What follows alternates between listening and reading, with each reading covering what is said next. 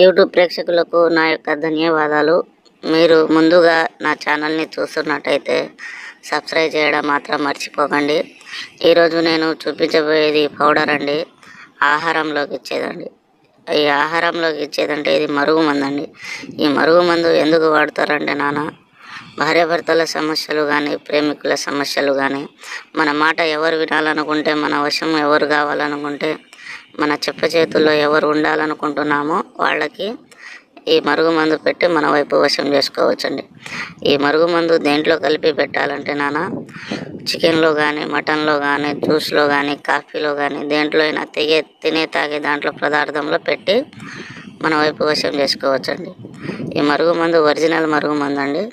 అదేవిధంగా లవర్స్, కొన్ని రోజులుగా ప్రేమించుకొని మనల్ని వదిలి వెళ్ళిపోయిన వారు, అక్రమ సంబంధం మన భర్త కానీ భార్య పెట్టుకొని మన మాట వినకుండా ఉండేవారికి ఈ మరుగుమందు పెట్టి